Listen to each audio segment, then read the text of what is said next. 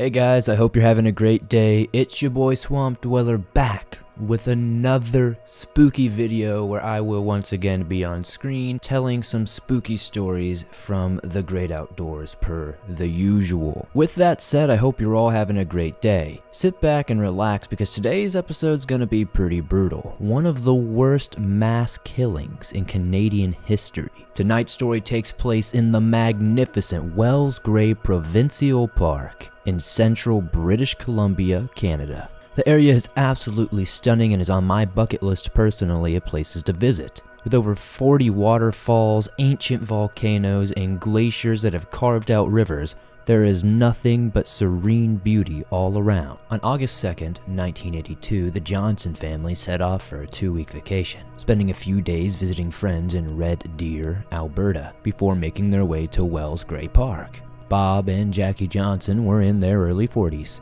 They traveled with their 2 daughters, 13-year-old Janet and 11-year-old Karen. The family had planned to spend some time hiking and fishing with Jackie's parents, George and Edith Bentley, who were 66 and 59, respectively. Jackie's parents were married for 36 years and recently had sold their house to be able to travel more. The couple even bought a brand new 1981 Ford pickup truck with an attached camper to travel full time. One of Bob's best friends described the family as being incredibly close and they all got along very, very well, especially when hanging out outdoors doing their favorite things such as fishing and hiking and camping. Grandpa George preferred quiet days alone, fishing or camping, or spending time with his granddaughters. Grandma Edith was much more outgoing and lived for trips with her family and grandchildren as much as she could. In addition to their adult daughter, Jackie, George and Edith also had 2 other grown children, Brian and Karen, who lived near Vancouver.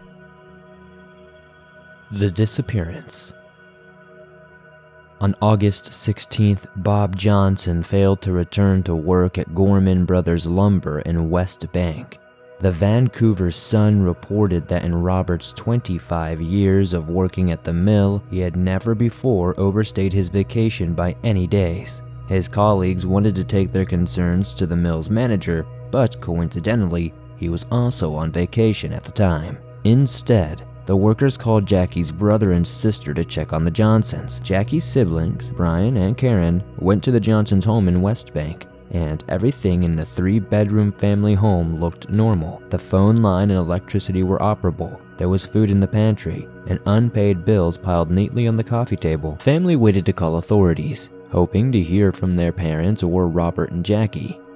When Bob's manager returned to work after his vacation, Bob had still not returned, and that's when he was officially reported missing to RCMP on August 23, 1982, a full week after he was due. Of course, everyone feared a car accident or was worried that the family were perhaps lost somewhere in the forest. But the truth would be far more devastating. RCMP officials launched a massive search in Wells Grey Provincial Park, and investigators fanned out across the nearby town of Clearwater, relying on information from eyewitnesses who had seen the Johnson sedan or the Bentley's truck during the dates they were known to be camping. Airplanes were brought in to search washed-out areas for any sign of the vehicles, tents, or remnants in remote locations, or the metal boat which had been attached atop the camper. 2 weeks of intense searches went without a single clue to the family's whereabouts. No sign of the cars, no metal boat, no tent, absolutely nothing. Police didn't know it at the time, but there was a huge clue right under their noses.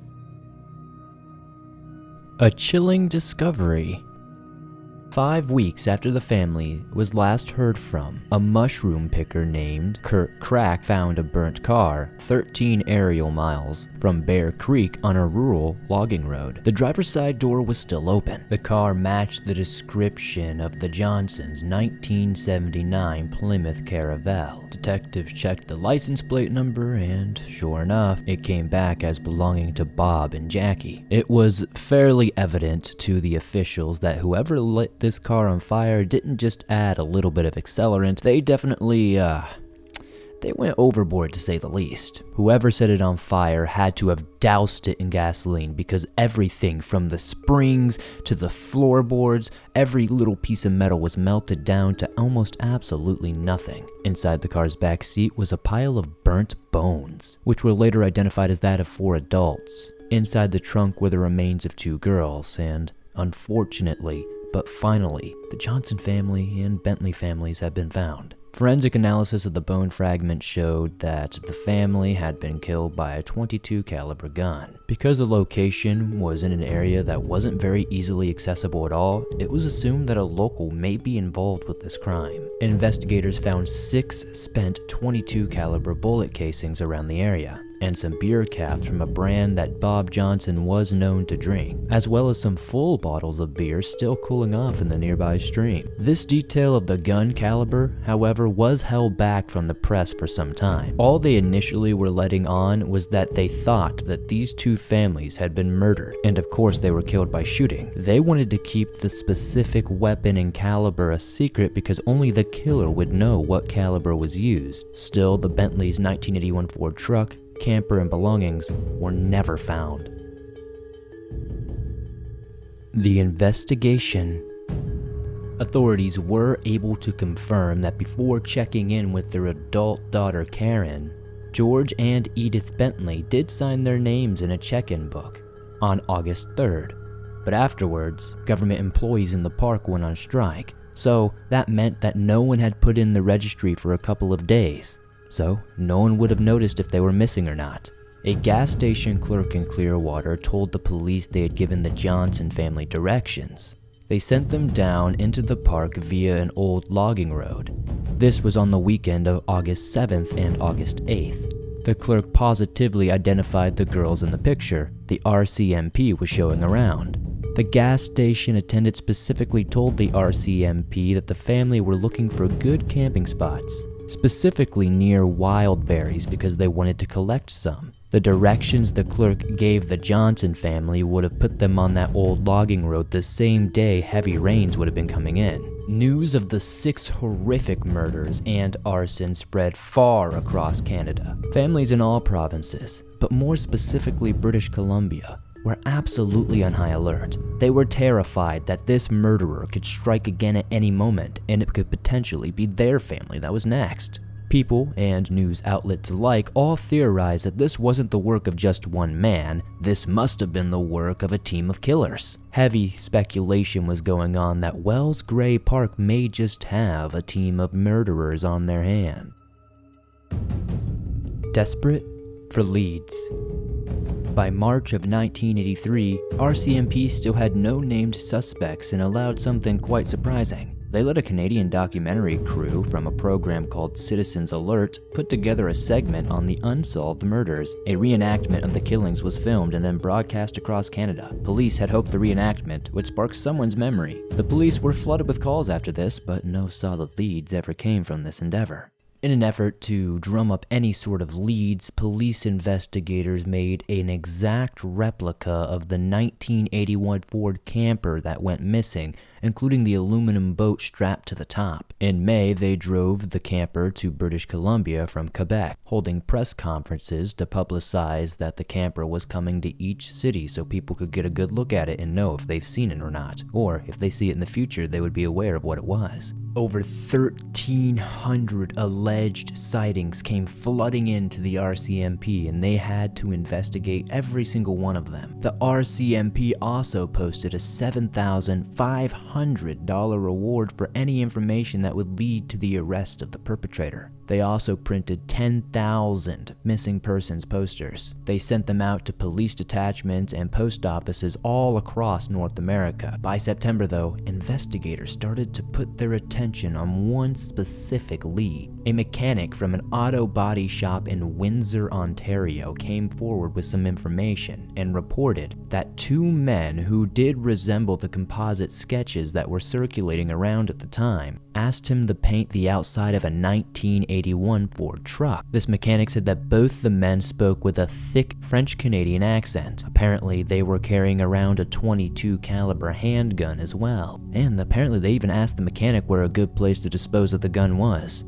The mechanic told the RCMP detectives that after he painted the vehicle for the 2 men, They told him that they were headed down south. Apparently, they were going to go across the US-Canadian border and jump over into Detroit, Michigan, as officials in Canada began to try to contact people down in the Detroit, Michigan area so that authorities in the United States could track down these two men. Forestry workers back in Wells Gray Provincial Park made a rather astounding discovery. On October 18th, 1983, two forestry workers walking through the woods on a remote mountainside in the park noticed something odd in a thick section of evergreens and brush. Behind these branches would be the remnants of a burnt-out truck with a camper on the back. These two forestry workers, of course, called the police right away. Within just a matter of hours, the RCMP descended upon the location to confirm that this was indeed a vehicle a part of the investigation.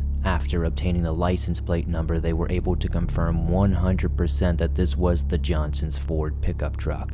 And apparently the Bentley's truck never left the park at all. So that tip from earlier turned out to just be something coincidental, even though it also seems pretty sus. The location of the truck was about 7.5 miles away from the burnt Plymouth that had been found, and less than 20 miles away from the campsite that the authorities knew to be the main crime scene. The discovery of the Bentley's pickup truck brought both relief but absolute shame and a bit of humiliation, to be honest, to the RCMP investigators. They had to publicly admit on national television that they had been chasing basically false leads for an entire year when everything was right under their nose. Former detectives in several interviews over the years have admitted that it was pretty embarrassing, and they were dismayed at how much time they had wasted in that year following false leads that didn't end up helping anything.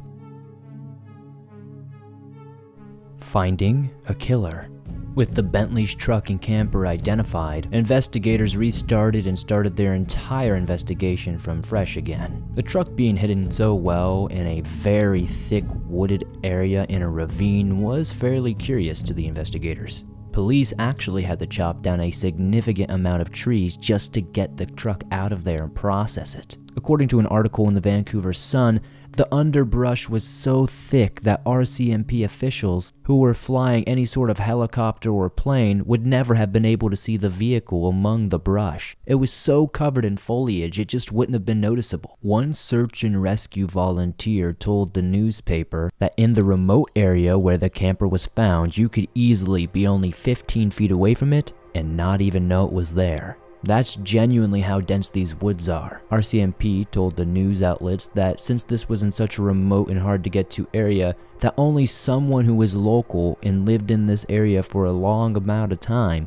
would likely be the person who committed this. When detectives searched the surrounding area, they did notice it wasn't very far from a cliff. RCMP had deduced that the driver had likely intended to launch the vehicle off the cliff into the ravine, but evidently they were not able to get as far as they had wanted. The truck was so severely burned they weren't even able to tell if the aluminum boat was still attached to the top or not. The truck body, camper shell, and the interior had all melted into each other, forming basically one big massive pile of wreckage. Unfortunately, this meant that finding any sort of forensic evidence like DNA, fingerprints, hair, etc.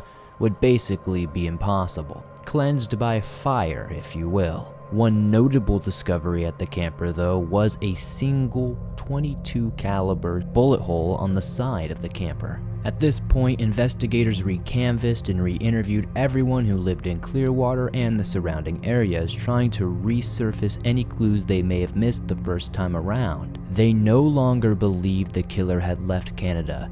They now believed they had taken off into other provinces. Officials with the RCMP were very confident that the killer was a local, and they likely only needed a .22 caliber gun and an axe to get away with this crime. Police officers brought in dozens of people for questioning and interviews. They ran 24/7 surveillance on many people with extensive criminal backgrounds in the area, and of course made every single one of them take polygraphs. And according to news reports that I could find, every single one of them seemingly passed those polygraphs. According to the Wells Gray Gunman documentary, after 2 weeks of doing this non-stop, authorities finally caught a break when they visited the home of an elderly couple living in Clearwater. Before leaving the man and woman's home, the wife brought up and said, "Tell the officers something Dave said." The husband was reluctant to elaborate, but eventually with some coaxing by the RCMP, did further share details. A man a few months earlier named Dave had asked them how you would register a vehicle with a bullet hole in the side of it. Kind of a strange question, right? Bingo!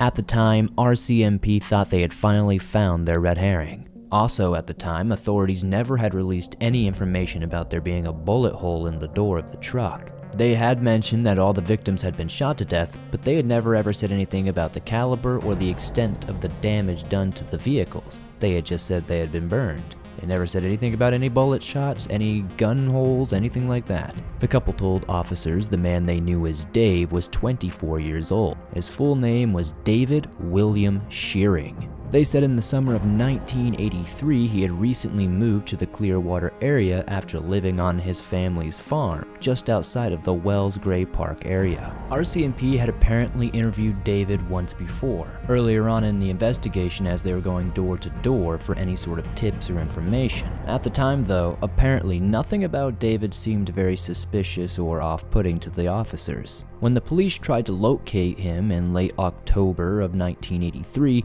they discovered he no longer lived in Clearwater. Of course, why would he stay around, right? They dug into his background fairly deeply and found that he was actually connected to another set of murders in British Columbia. In that incident, a witness came forward and claimed that David had hit a victim with his car just outside of Wells Gray Provincial Park. David had allegedly struck the vehicle, ran them over, and never looked back. RCMP searched for the records and realized that nobody had ever been arrested or accused for that crime. I mean, somebody died, and nobody ever got justice. David luckily remained the only suspect. David at the time was living in an area known as Tumbler Ridge, British Columbia, which is about 900 miles north of Wells Gray Park. That's quite the trek. Maybe you're running from something, huh?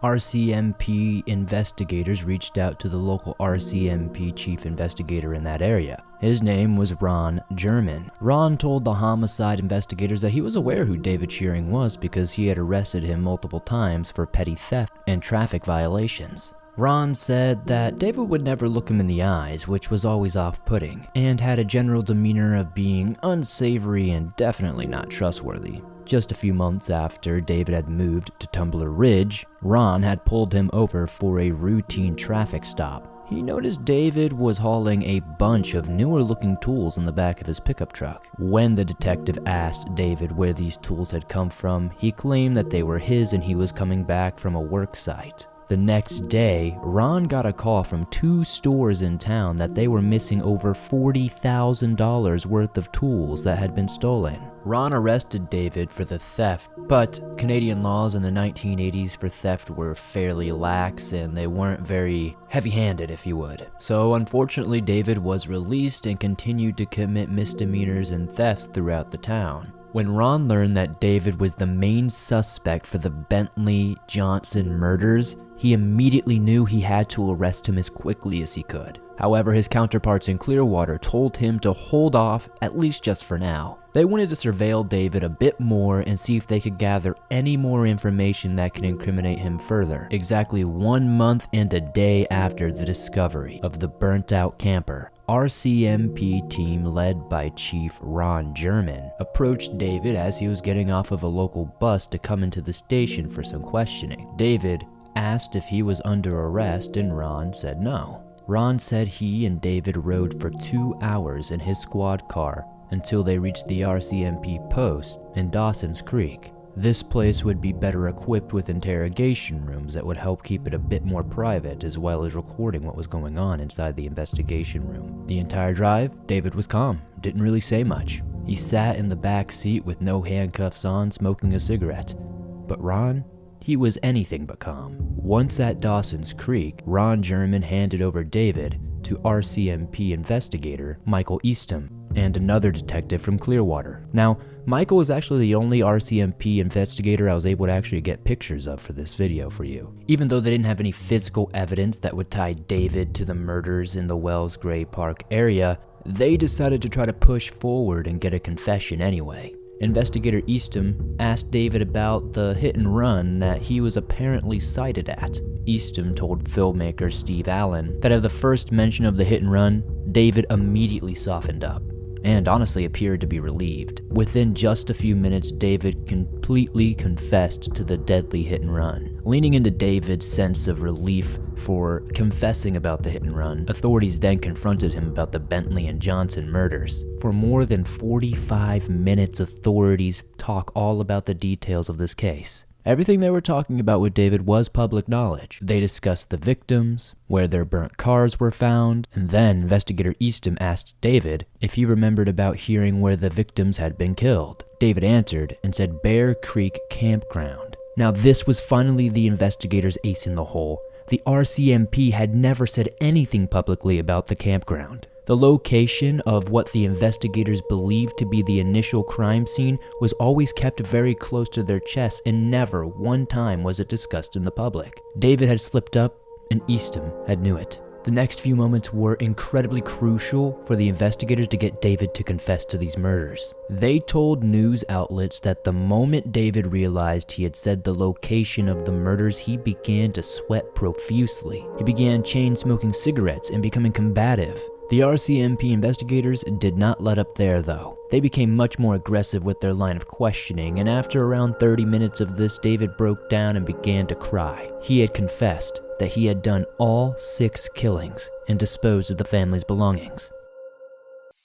Are you 50 or older, or are you close to someone that is? If so, listen up. If you're listening to this Gerber Life Guaranteed Life Insurance sponsorship ad, there's a good chance that you're alive. And if you're not, well, this may not be of interest to you. Now, I know what you're thinking. Life insurance? I'm gonna live forever. Death is what happens to other people. Well, for the sake of argument, let's assume you're wrong and that someday you won't be listening to podcasts anymore. I know, it's not easy to talk about, so I'll do the talking. If you're 50 plus and alive, or 50 to 75 in New York, you can apply for Gerber Life Guaranteed Life Insurance with guaranteed acceptance regardless of your health. And since this life insurance is guaranteed, you don't have to get a medical exam. In fact, you don't even have to fill out a health questionnaire. For a free quote, just visit GerberLifeFamily.com. Then when you stop, if you stop listening to these podcasts, your family can use the insurance money to help cover your final expenses or anything else. Your kids already inherited your ears, allergies, and questionable singing voice. Don't make them inherit your final expenses tab too. See website for terms and restrictions. The confession. After writing a full confession, David agreed to create a full map of the Wells Gray Park and walk through how he stalked and killed the families all the way back in August of 1982. He saw the group several times at Bear Creek campsite while driving to and from his parents' ranch in the area. One night, he snuck down to the area and caught the family by surprise while they were relaxing around the campfire. He said Bob Johnson saw him come out of the woods with a gun and fired at him first. He then shot and killed George, Jackie, and Edith at point-blank range. He said the last 2 people he shot were Karen and Janet. He swore that his only motivation behind killing the family was to steal their possessions, vehicles, and tools. Investigators didn't believe theft to be a strong motivator to kill 6 people, and if you're asking me personally, I don't know if that's necessarily a motivator for killing 6 people either. They suspected that the crime was more sexually motivated, specifically towards Karen and Janet. After several more hours of questioning, Eastham asked him directly if he sexually assaulted the girls. David eventually relented and confessed that he did, in fact, abduct Karen and Janet from the campsite after the killings. He kept them alive for several days in the woods, so he could continue assaulting them when he felt like it. He took them to his parents' ranch in a remote cabin in the woods. At one point, David said a prison guard working around the area in Clearwater where his cabin was came knocking on the door one day. Apparently, Karen and Janet were inside, still alive. David was able to get the guard to leave, but this encounter spooked him. Fearing that he would be caught, David took the 2 girls out to the woods and shot them the very next day. He then placed their bodies in the trunk of their Plymouth, doused it in gasoline, and set it ablaze, hoping to hide any trace of evidence. While walking the police through his crime, he had taken detectives to his family's farm and showed them multiple items that he had kept hidden. Multiple of these belongings belonged to the Bentleys and Johnsons. In the hiding spot, he also showed the investigators the .22 caliber rifle he had used to kill the family. The announcement of the arrest of the mass murderer sent shockwaves but relief through the Canadian public. Most were glad to see someone being held responsible for the killings. But many in Clearwater who knew David were stunned to learn that he was the culprit. Former high school classmates and friends of David in the town described him as quiet, polite, and, highly intellectual. Apparently he never really got into fights, never really had any problems, but what they say about the quiet kids. His mother, Rose, did tell the newspaper that David never really had a steady girlfriend or any sort of strong friendship. He was the youngest of 3 children and had always worked odd jobs his entire life. He mainly lived in the Clearwater area and basically stayed at home for most of his time. In 1983, he finally moved out of the family ranch to Tumbler Ridge to apparently find work at a coal mine in the area. David's former employer said that sometime in 1982, when David's father died, it really seemed to affect him. Apparently, his father died of a heart attack. Apparently, this event was so upsetting that he had to emphasize this by committing mass murder, but hey, to each their own. On April 16, 1984, David would finally go to trial for the murders. The trial. David pleaded guilty to all charges and was sentenced to life in prison without the possibility of parole for 25 years, which is the maximum sentence under Canadian law. Canada's criminal justice system allows offenders, even if they are a self-admitted rapist, murderer, etc., the option of parole after 25 years. The people of British Columbia were rightfully outraged by this. Many wanted David to be put to death for his crimes, and many can argue that he definitely deserves it. According to the Edmonton Journal, David, by that point who had changed his last name to Ennis, applied for parole in 2008 at the age of 49. After more than 9,000 people signed a petition saying David should not be released, the National Parole Board denied his hearing. The board has also ruled the same way every time he has tried to apply, in 2012, 2014, and even as recently as 2021. After impact statements were heard from the friends and family, members of the Canadian Parole Board really started to weigh out what risk would be held if he was ever put out. They would ask David about his past to see if he was at risk of reoffending.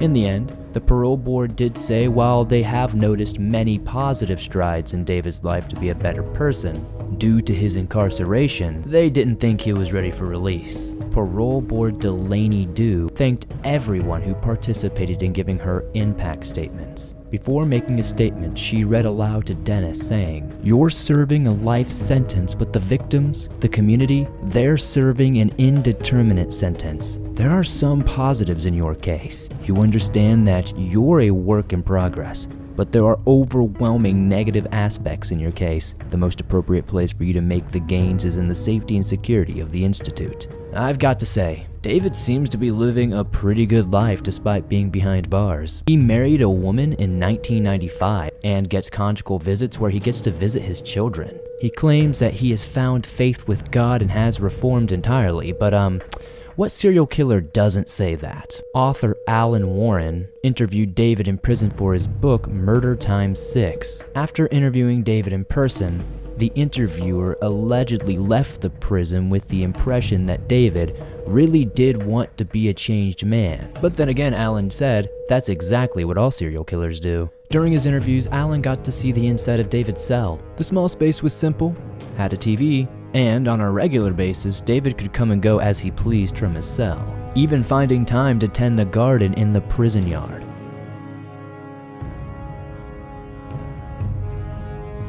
Well, that's it for this one, guys. What did you think? Do you think David Ennis, regardless of the name change, is an actual changed man? Let me know in the comments. I'd love to see your take. I'd love to see some discussions talking about this. That's all for tonight, but I'll have something new in no time. In the meantime, why not check out other cases that I've covered that are similar to this, like the Tube Sock killings or the Paul Fugate missing park ranger unsolved mystery. You can find those in the description or in the linked videos.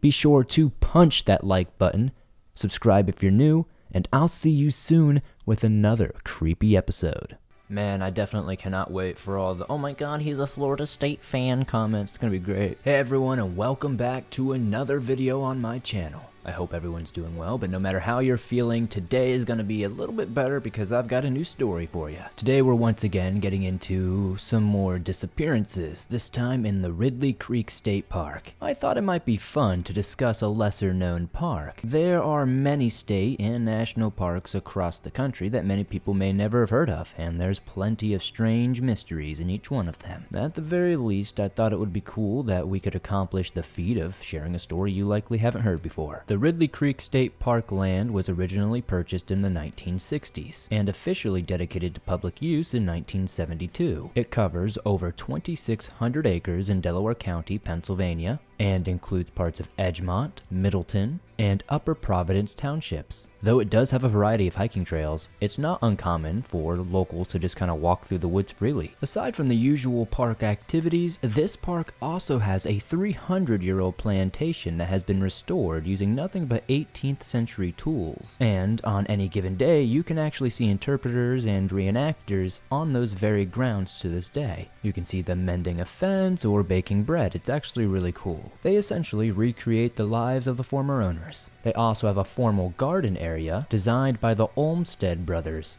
According to the Wikipedia page, if it's accurate, this firm was established in 1898, making it the first architectural firm in the United States. Unfortunately, though, Ridley Creek also shares its fair share of tragedy. Much like many of the other state parks we cover, there is no shortage of tragic disappearances, unsolved murders, and much more going on within the borders of this small state park. More specifically, there is a Jane Doe case from 2016 that is still actively being investigated that initially sparked my attention to the state park in the first place. She was found approximately at 1 p.m. on January 1st, and her case has been stumping law enforcement ever since. But before we get into all that, I want to tell you an interesting piece of local history, just to set the mood a bit.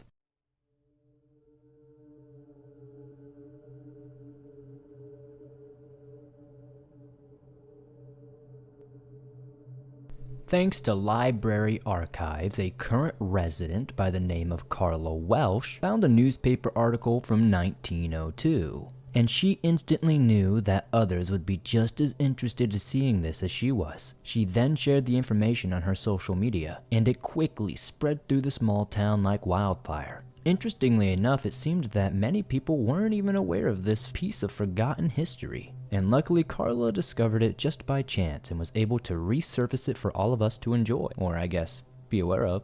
This is the story of Pennsylvania's first and only known witch trial. This trial happened 9 full years before the infamous Salem witch trials began, and one of the women accused was a Delco woman known as the Witch of Ridley Creek. In 1683, a Swedish settler by the name of Margaret Matson lived on a farm in a very wooded area near Crum Creek. She lived there with her husband, who went by Niels. Allegedly, Margaret would say strange incantations over a great cauldron of boiling meat. Though, full disclosure, another Swedish woman by the name of Yeshro Hendrickson was also accused and ultimately sentenced, but I was ultimately unable to find any more details as to why or what led to this sentencing. At the time of the witch trials, the colony actually hadn't set up a real justice system yet, so there was no court system to be heard of. First, Margaret was brought before the council on February 7th, 1683, and on the 27th, she had her trial with a grand jury in Philadelphia. A petit jury, witnesses, the attorney general, and the governor were all there. She would plead not guilty, and witnesses would go on to claim that they heard that she was a witch through some very unreliable sources going around town. One man actually stood up and said 20 years prior he had heard that Matson was a witch through the grapevine. So basically, there was never any evidence that this woman had harmed anybody, had put spells on anybody. She just so happened to be foreign, probably spoke a little bit differently, probably was doing something just in her native tongue, and was scaring people. But to be honest, did you really think the witch trials were any different? I'm not really all that shocked, because when I imagined the whole witch hysteria in the 16 and 1700s, I kind of imagined it being much like this. I heard she was a witch. Margaret did have an interpreter to help her speak, but she didn't have a lawyer. Despite this, she did relatively well in defending herself. She constantly reminded the jury that each allegation was in fact only hearsay. The jury did reconvene and even came with a verdict that very day. Matson was found guilty of having the common fame of a witch, but not guilty in the form of which she stands indicted. I think this basically translates to, you definitely have the reputation of a witch, but we have no proof to show that you are actually a witch. The punishment was actually fairly light, especially for those days. Apparently, Margaret was only required to pay a £50 fine and practice good behavior for 6 months. Obviously, this is a very different result from what happens 9 years later in Salem, when people are basically just cutting heads off for no reason. Thankfully, this didn't end in some bloodshed. Anyways, that's it for this witchy story. Praise Shrek, hallelujah. Let's move on to the actual mysteries of this video.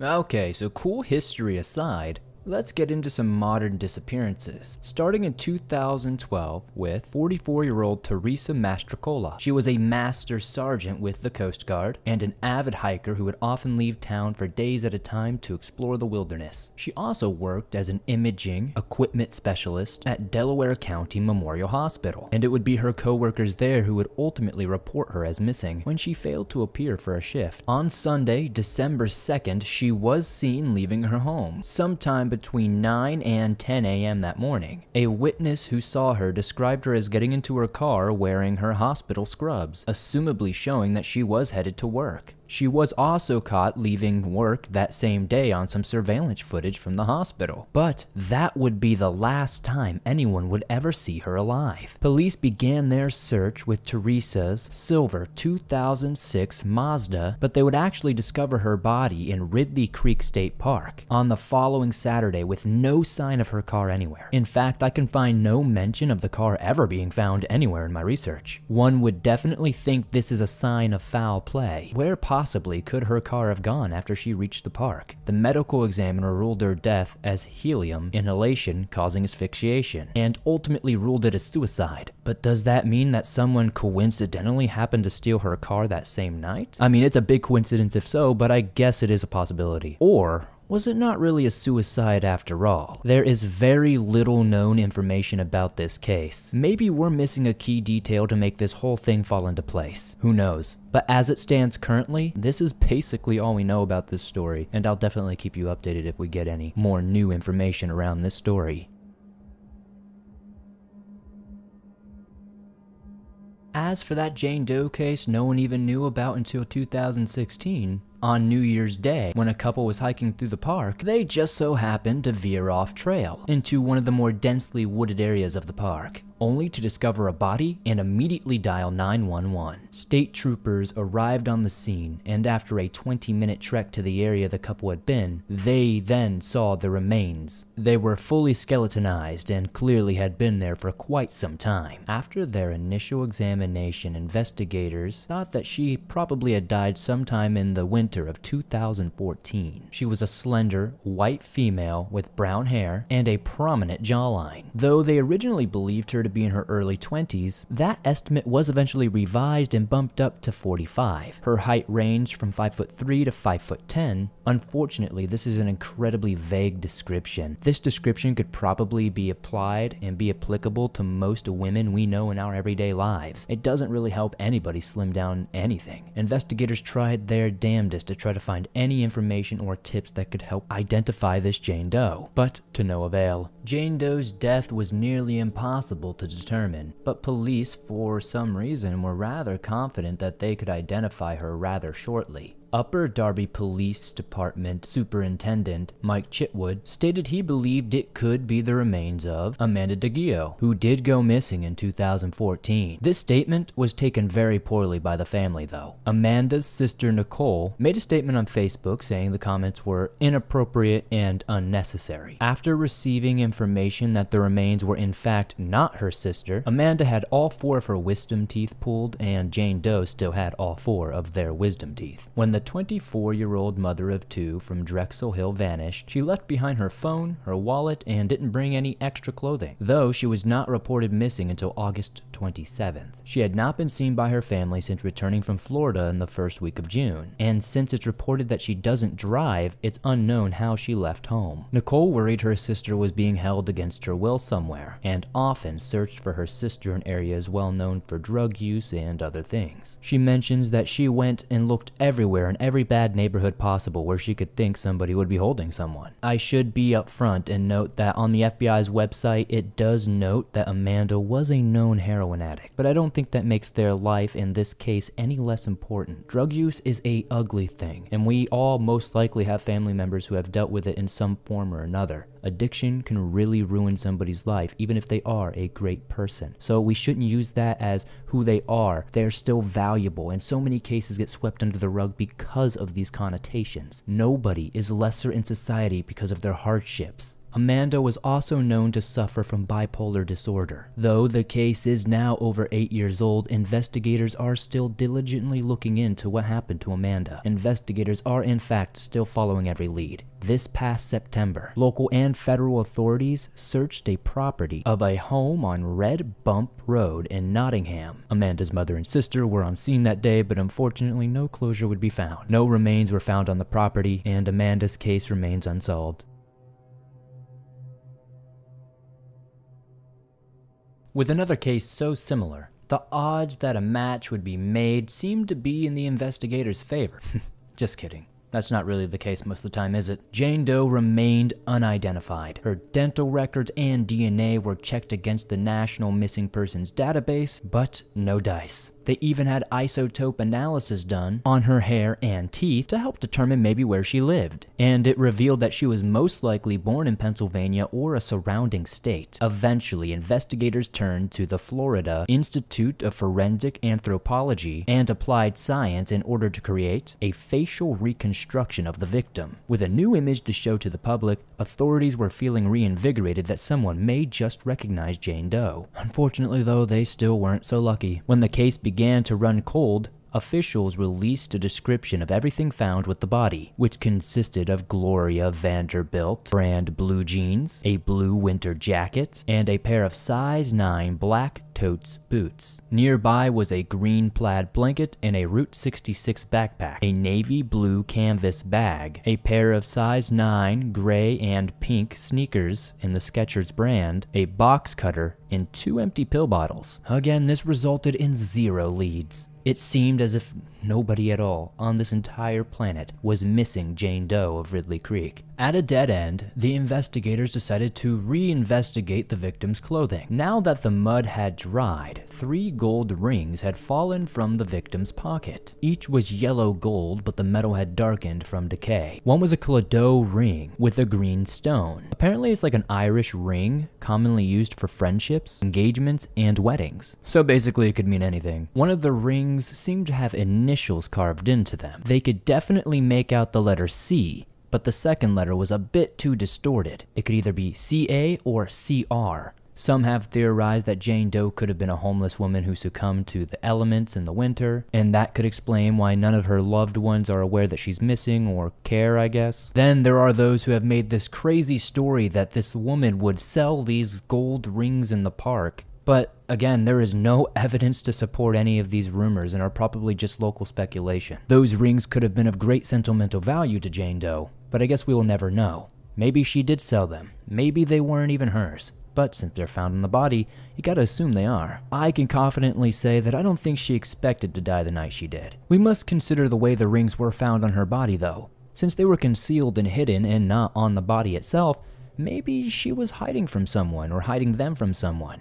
Maybe she was in fear of being robbed. Like I said, this is all speculation, but who knows, right? Again, if she was even homeless to begin with, this also could just be a habit of hiding your valuable things. But I do struggle to find an explanation as to why no one has been able to identify her, even with all of the technology we have today.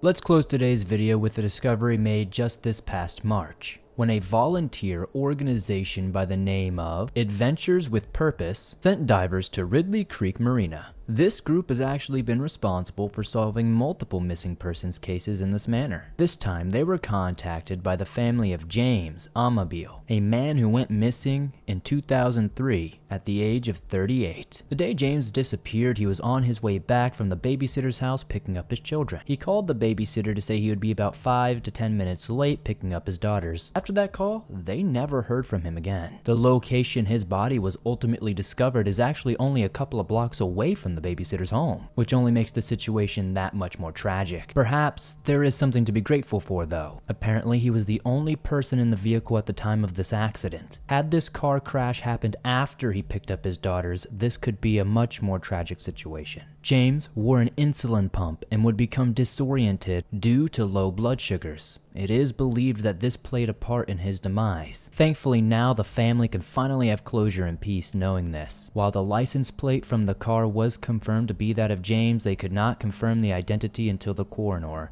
took a look over his body. His identity was 100% confirmed with his dental records. And honestly, who knows how long James's case could have gone unsolved if it wasn't for this dive team. The vehicle was submerged in 24 feet of water, and apparently a pylon was drilled through the front unknowingly by workers. Now, on the surface, this may seem like a pretty open and shut case. A genuine accident, if you will. And I agree, it probably is, especially with the note about that insulin pump. It does seem like all the right boxes were checked, and we can rest easy knowing the man was discovered and eventually brought home. There is one singular line in an article I read that actually kind of makes me question that. On CBSnews.com, it states, "The divers chose where to look due to an anonymous tip." Which begs the question, who the hell knew where to look? Like we said, this was 24 feet submerged under the surface. It's not like anybody would casually just see that, and it's not like this was a spot that people actually dived or snorkeled in or anything like that. It's a relatively random area of water. Now, it was James's family who initially reached out to Adventures with Purpose, but as far as I can tell from all the coverage and information made available online, the actual tip of where the car may be located didn't come from the family, and we don't know who it came from. Regardless, the case was ruled an accident, and is therefore unlikely to receive any more investigation. But I just can't help but wondering, accident or not, it's hard to imagine what James must have went through in his final moments. I can't imagine being the family as well, not knowing what happened to him for 2 decades. But hey, that's life for you. It's terrifying, and every day could be our last. So definitely hold your loved ones tight. I guess that's gonna do it for today, guys. Thank you so much for joining me today on this video. Before you go, let me know in the comments what you think about Jane Doe. I would love to know your theories. I'd love to hear your idea of how Jane Doe got there and who Jane Doe could be. Do you think that the Ridley Creek Jane Doe will ever actually be identified? And what do you think the police could do further to actually push this investigation more? It does feel like the local theory about the woman being homeless does seem to check a lot of boxes and is very convenient, but I just can't help but wonder that that might just be an easy cop-out that you see all the time in these Jane Doe cases. Don't forget to do the things I always ask you to do. Slap that like button, silly. Subscribe to the channel if you're new. I upload videos like this almost all the time and have plenty in the backlog. And again, if you have any topics you'd like to see me cover, let me know down below, and I'll see you all soon with another creepy episode. To some of you, it may be no surprise that hunters are among some of the most common individuals to go missing. There are entire books in the Missing 411 series by David Filippidis dedicated to experienced hunters who have seemingly vanished into thin air, never to be found. Tonight, we're going to be exploring some of these cases along with a couple that are even stranger. Cases where experienced outdoorsmen suddenly disappear, only to turn up days or even months later, sometimes in entirely different locations. Is it a glitch in the Matrix? Time travel? Or can it all be explained by a simple head injury? Well, truthfully, nothing about these cases is exactly simple. Actually, most of them remain unexplained. Even with the instances of missing hunters, the answers aren't always so straightforward. So, let's get into tonight's episode. 4 skilled outdoorsmen who mysteriously vanished. Case number 1. Robert Winters, still missing.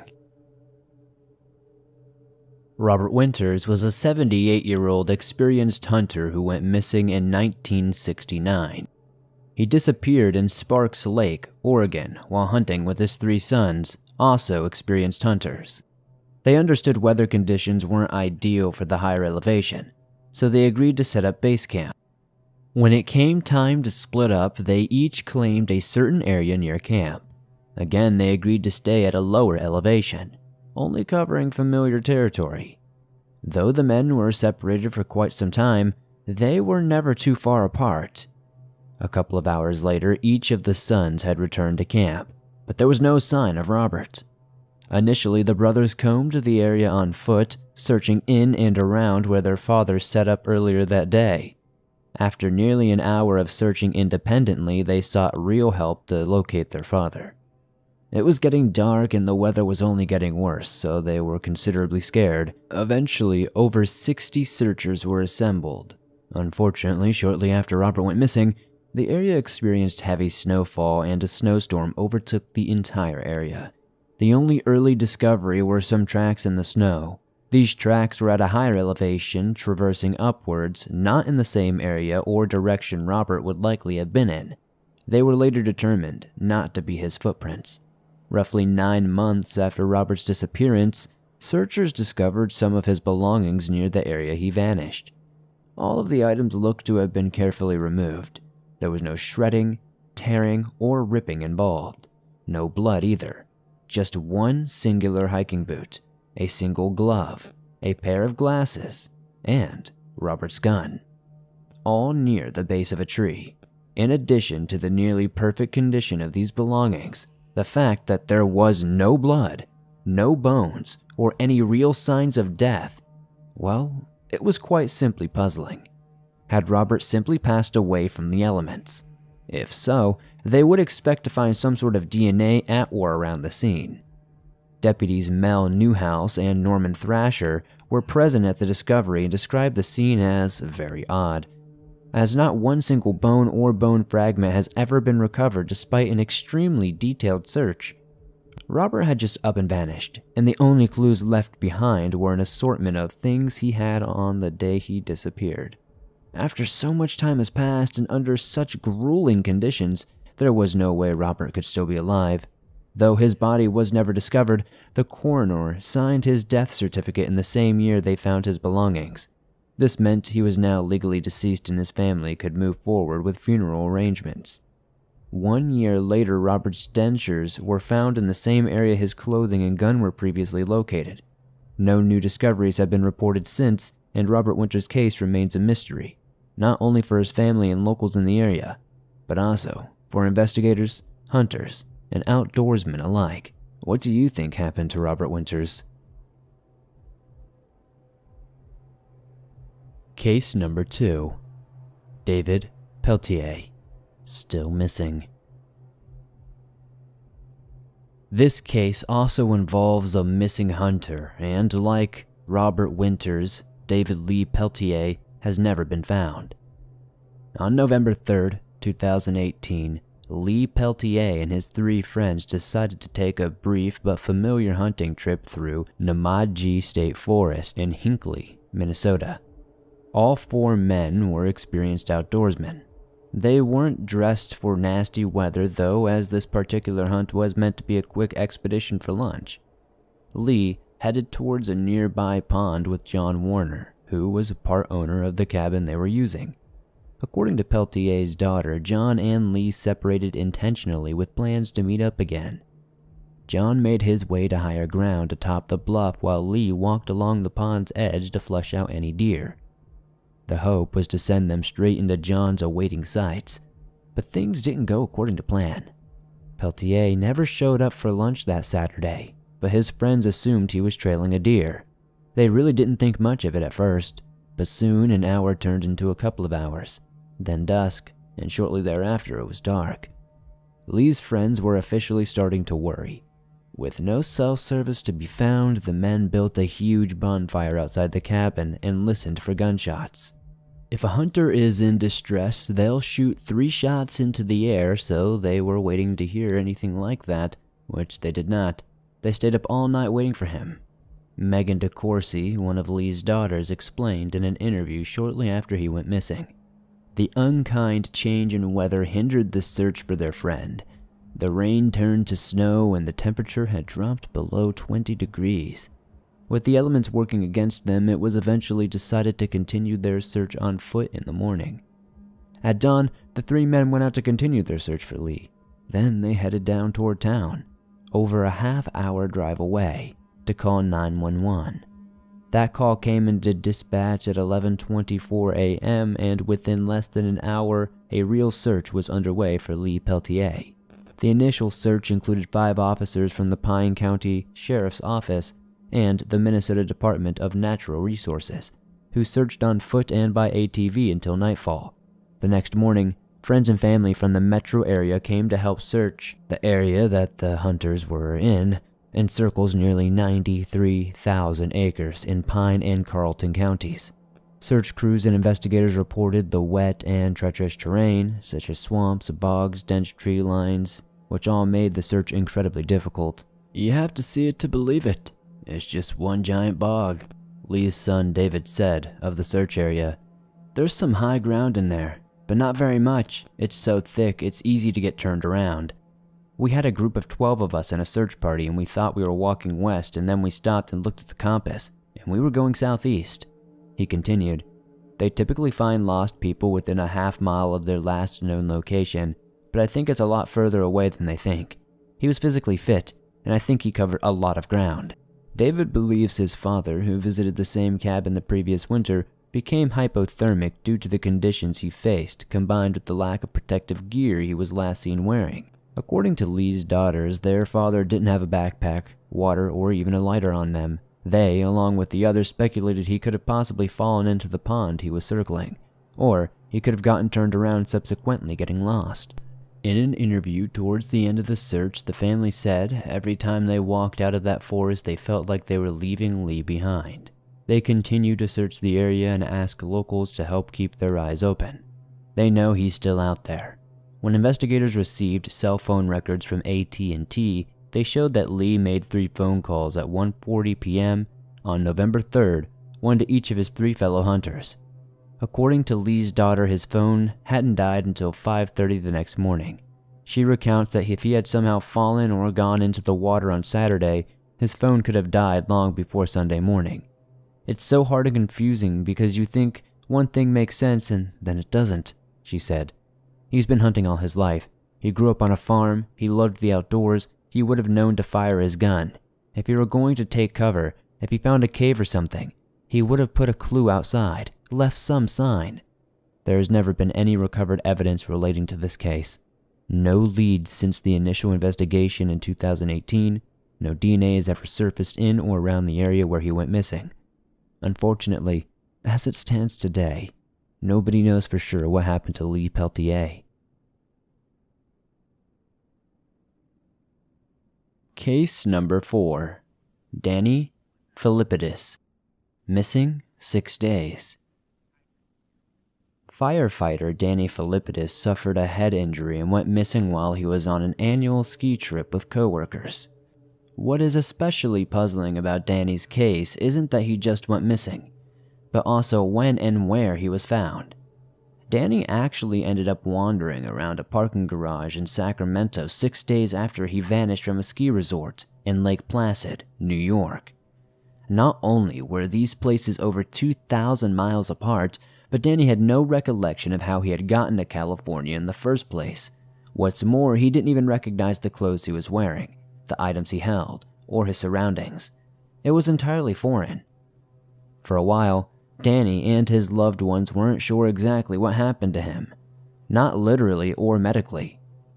Over time, doctors and police have been able to fill in some of the blanks, determining Danny's unusual ordeal came about as a result of a head injury sustained on that fateful trek to retrieve his cell phone. You see, it was the Toronto Fire Service's annual ski trip to Lake Placid, New York, and as it was coming to an end, Danny decided to capture some photos for their last night. That's when he realized he had forgotten his phone in the car. He and his friends were in the lodge about halfway up Whiteface Mountain, which meant it would be quite the ordeal to grab it. He told friends he planned to ski down to his car, and they could document the end of their trip when he returned. But this relatively simple journey turned into a mind-bending journey for the 50-year-old fire captain, a journey he will likely never fully remember. So, what does he remember? Filippidis believes the calamity began when he took a wrong turn on the way back to the car. He has no recollection of a supposed fall that knocked him out and likely caused the concussion, but remembers coming to at dusk. Danny was feeling sore and disoriented but made his way toward what he thought to be the main ski lodge. However, when he arrived, he found it was closed and deserted. Investigators later determined Danny likely fell near a children's ski slope, then worked his way to the main lodge or hub of a child's program, a sparsely populated area that would have been closed at the time. Danny's memories of what happened next are considered fragmented at best. He suspects he flagged down a truck in hopes to secure a ride off the mountain. He has a memory of climbing into a warm truck cab while still wearing his ski boots and winter clothing and being sick on the side of the road. He remembers learning that they were driving through Utah. "I'd never been out that way," he told reporters. "It kind of added to my confusion and feeling of not really knowing what was going on because I'm not familiar with that part of the country." He remembers the sharp impression of these particularly crushing headaches and that he experienced intense fatigue which left him unable to do much, other than sleep, as he unknowingly moved further away from Lake Placid. He had hoped it was all just a bad dream but gave way to the grim reality when after a few days on the road the trucker informed him that they had reached the end of the line in Sacramento. To this day, Danny maintains he doesn't know the trucker's identity and authorities have never been able to locate him.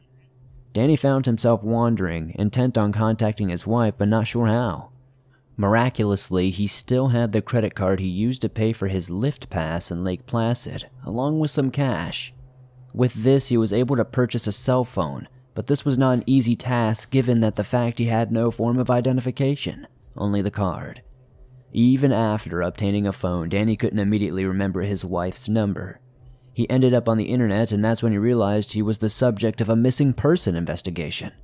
The very next day, he flagged down a ride to the Sacramento airport. While there, he was finally able to recall his wife's number. His frantic family then urged him to call 911, ultimately landing him in the hospital for evaluation. "I feel fortunate that I'm here talking today because of all the potential things that could have resulted," he says. Danny's inability to recall what happened and his head injury not being known about initially created room for speculation. Some suggested he planned the disappearance for exposure, but there's no real proof he actually received any positive attention for this event, and there certainly isn't any real motive. There were a lot of people who found it suspicious that Danny could only recall certain details, or that he somehow safely traveled over 2,000 miles with no understanding how. Regardless of what happened while he was missing, what we do know is that he experienced head trauma, so it shouldn't be excluded as a possible explanation for why he's unable to recall what happened in that 6-day period. In fact, it's probably the most likely explanation. Doctors were the ones to present this theory after performing several brain scans. They suggested his misadventures and missing time were side effects of amnesia suffered as a result of a traumatic head injury. Dr. Charles Tater, director of the Canadian Concussion Center at the Toronto Western Hospital, states amnesia can take place in about a quarter of all concussion cases, adding that headaches, fatigue, and nausea and islands of memory are all classic symptoms. Most people make a complete recovery, although the amnesia will likely last forever, Tater says. He will probably forever have those blanks. Danny confirmed this as recently as 2019 and stated he is content with the fact that he will likely never remember those 6 days. He's also grateful because unlike so many others, he's not still missing, nor does he suffer any long-term brain damage or negative side effects. As of 2022, Danny Filippidis remains a firefighter with the Toronto Fire Department, and he considers himself very lucky. Case number 4. Steve Kubecki, missing 15 months. The last case we'll cover today is one of the strangest I have ever come across. It's the story of a man who vanished while skiing, only to turn up halfway across the country 15 months later with no idea how he got there. Stephen Kubecki was 23 years old when he vanished from Holland, Michigan on February 19, 1978. At the time, he was a student at Hope College, and before disappearing, he told roommates he was going cross-country skiing along the Lake Michigan coastline to Saugatuck.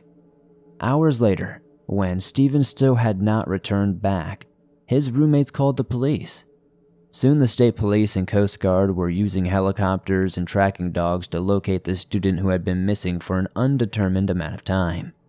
Search crews found his skis, poles, backpack, and footprints. His tracks led roughly 200 yards out into the frozen surface of Lake Michigan, then abruptly stopped. 15 months passed without anyone seeing or hearing from Stephen, although they were never able to determine why he removed his equipment to venture out onto the frozen lake in the first place. Local police assumed he fell through the ice and drowned. He was presumed dead, and Hope College issued his degree in absentia. The detectives who investigated his disappearance did have their doubts about the drowning theory, though. They even sent Stephen's dental records to Chicago to see if he might be among the unidentified victims of serial killer John Wayne Gacy, but those results came back negative. His family mourned him, but Stephen's parents, who are no longer alive, never believed their son was dead. Desperate to find him, they had a private investigator working on this case the entire time. Then, the unimaginable happened. On May 5th, 1979, Stephen Kubecki suddenly woke up somewhere he didn't recognize. He was in a meadow, wearing someone else's clothes, and there was a nearby backpack he didn't recognize as his own. When he looked inside the backpack, he found it was full of maps.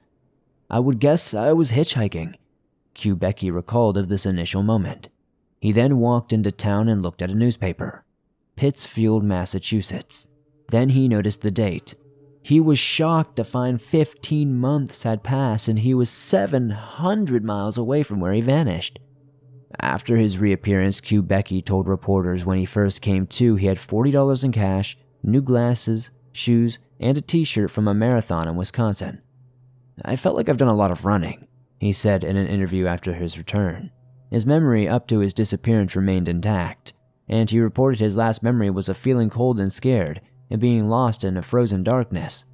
In the bag full of maps, there was also hitchhiking signs which suggested Stephen had already traveled very widely, from Sacramento to San Francisco to Reno, Chicago, Utah.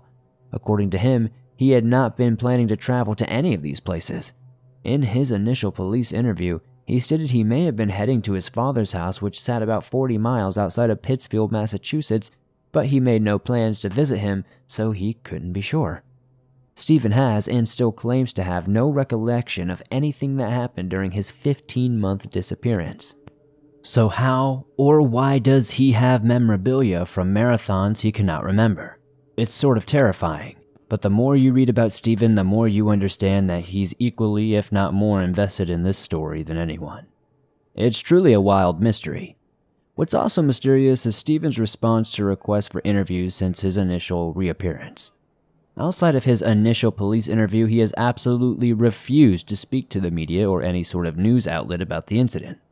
Though he did co-author a book. The title, you ask? Meta-Mathematical Foundations of Existence. Gödel, Quantum, God, and Beyond. Yeah, and no, I haven't gotten around to reading it quite yet, but anyone can purchase the novel online, and there are some excerpts on his website. The book essentially lays out Kubecki's thoughts on the inconsistencies and incompleteness of our understanding of reality. Speculation by UFO enthusiasts only grew once Kubecki published the work. For many, Stephen's own assertion that our universe is at best incomplete and at worst inconsistent just further fueled their speculation that something truly extraordinary happened to him in 1978. With all the basics missing from his memory, they're really missing from history too. There's just about enough information to ensure that we can't be sure about anything. Had Stephen walked across Lake Michigan? If so, where was he headed? And why did he strip down first? How did Stephen sustain life for 15 months yet have no memory of it? Whose clothes was he wearing when he woke up? And where did those maps come from? The list of questions goes on, with most of them still remaining a mystery, even for Stephen. We may never know what really happened, or who else it could be happening to right now. Some people attribute the region itself to playing a part in Stephen's mysterious absence. Significantly smaller in size than the widely known Bermuda Triangle, the mystery of the Michigan Triangle could be a video all of its own. The Lake Michigan Triangle has been the site of several unexplained disasters, whether it be aerial crashes, shipwrecks, or vanishings. These events date back centuries. It seems to start with the disappearance of a Hackley and Hume lumber schooner that was making its trip home to Muskegon in 1891. This wasn't a long trip by any means, and it was quickly noticed when the ship never made it across. But where it went remained a mystery for nearly 115 years. Interestingly, this mystery has been solved for the most part, though widely ignored. Perhaps legends are sometimes more fun than facts. The 132-foot, three-masted schooner was found and identified with near certainty at the bottom of Lake Michigan's southern portion in 2005. Taras Lysenko, a diver with A&T Recovery out of Chicago, discovered the wreck in 2005 while a Lake Michigan shipwreck hunter and searcher helped identify the wreckage. Elizabeth Sherman, a maritime author and great-granddaughter of the schooner's namesake, presented the discovery at the Great Lakes Conference at the Great Lakes Naval Memorial and Museum. In addition, the discovery is a glimpse into the true power of the Great Lakes and the estimated 8,000 ships at the bottom.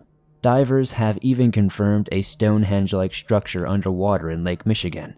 A Lake Michigan Stonehenge? Quite possibly. Yeah, this is a real thing. Features are similar to those found in England, including one large one with some sort of carving or writing on it. Another strange event in the area took place in 1950 when 2501 USS Airlines crashed into Lake Michigan. It was presumed the deadliest accident in American history, yet there was never any wreckage. A severe electrical storm is supposedly what caused the plane to crash, but in addition to zero wreckage, no bodies were ever recovered. So what happened? Did the plane fly into another dimension? Who knows? This one actually remains completely unsolved. Without going too deep into the mystery surrounding the Lake Michigan Triangle, we can at least safely say it has been the site of some strange occurrences. And even Stephen Kubecki's case is right there on top of the list. For decades, he has refused to speak about his disappearances with reporters. He has ignored any attempts to reach him, and his only known family has done the same. Their lips are sealed. Well, sort of. A newly published book by author Dylan James Quarles claims to be the untold story of Stephen Kubecki and written in partnership with Kubecki himself. I personally haven't read it yet. However, a few quick searches on the internet confirm that Stephen has not released anything new regarding his experience, meaning no new memories have surfaced. So, is this real or fake? Well, it wasn't fake because Stephen Kubecki actually did disappear, but there's no proof that it wasn't of his own accord, nor is there proof that it was. Some would argue that the most logical theory is that Kubecki suffered an emotional or mental health episode, one that made him disappear from society for a spell before returning when he felt like it. Stephen has always denied this theory, maintaining he did not disappear of his own accord and confirming that he does not suffer from any mental health disorders.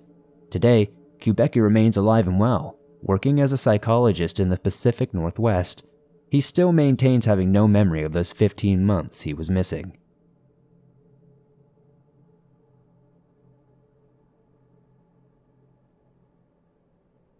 Well guys, that's it for tonight, but don't worry. You know I'll have something new in a couple of days.